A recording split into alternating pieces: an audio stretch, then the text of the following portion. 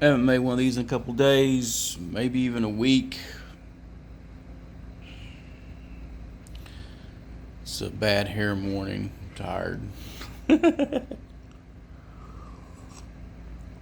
I got to play some last night, so I made a wizard, magic user, Belushulus. I used AI to make a. Yes, I used the taboo AI because I can't draw to make a magic user. It looks like John Belushi because I'm a huge fan. So I am patterning my RP as John Belushi as a magic user and having some fun at it. So I guess that's the important part. Have a laugh, have some fun.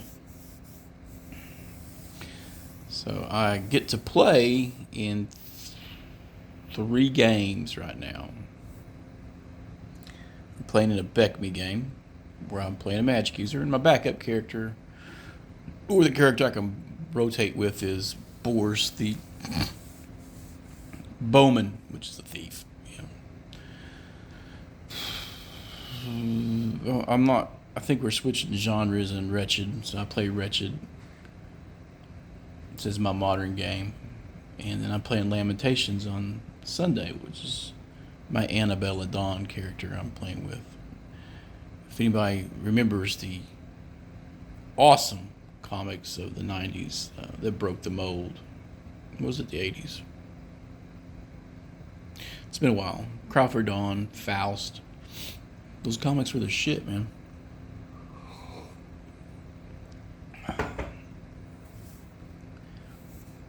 My local comic book place closed. They're like,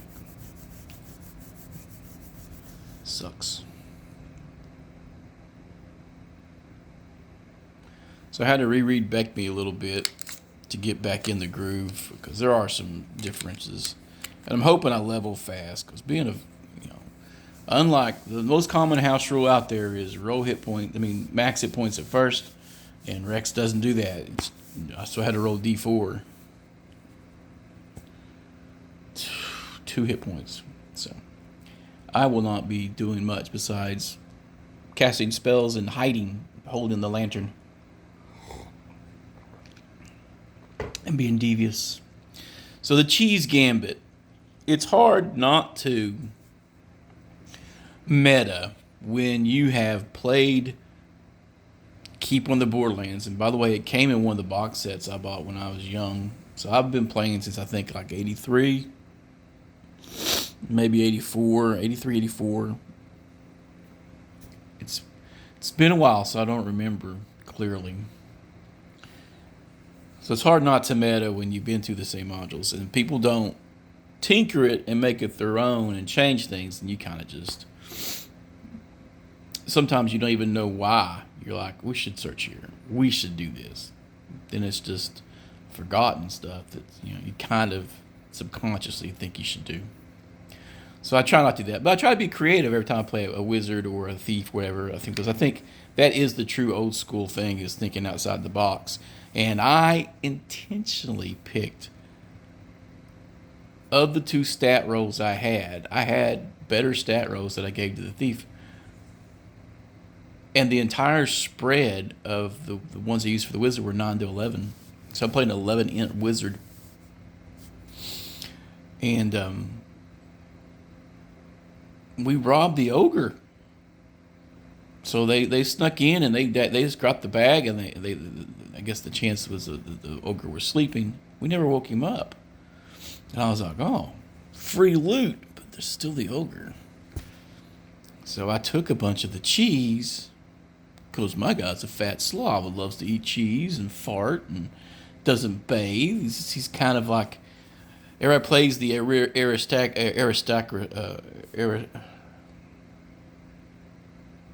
aristocratic wizard, and I do that myself. But this time, I rolled. He came from penniless beginnings, and I made him a mule skinner. So he's got animal handling mule, profession muleteer, or mule skin, as we call him, mule skinner.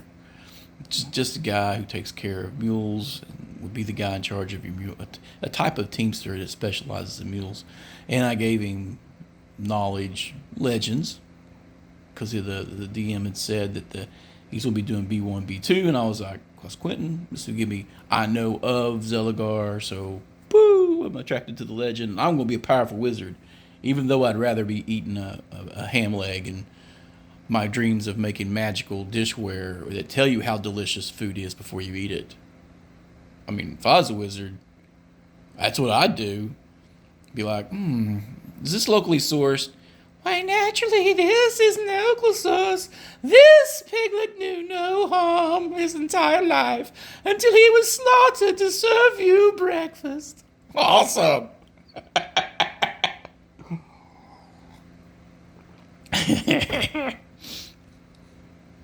Or coffee mug, it says, "Wiggy, wiggy."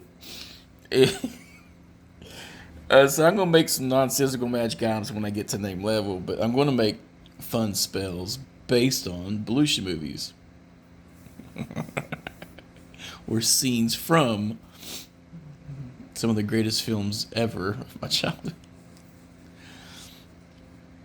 And so as we're going through, we finally discover the secret door to the ogre's lair from the goblin lair, and I'm like, let's throw some hints into the ogre that the goblins did this. So I threw some cheese under there and a goblin spear, and we left it open. And we did our stuff. When we killed some goblins, I made sure to stick some cheese in their hands. So when the ogre did wake up and come looking for who stole his stuff, oh, it was absolutely the goblins, bud. Totally.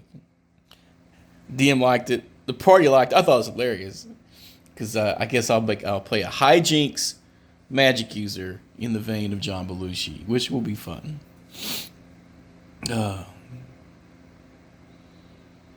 Nice evening. It was a long.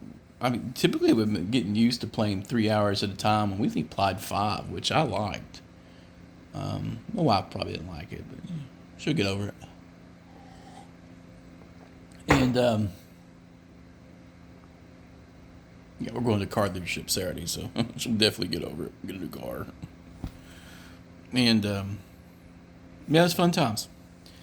So, templating. Where do you get your character ideas? Do you let the dice determine, or do you go into it thinking whatever last film or book you're reading?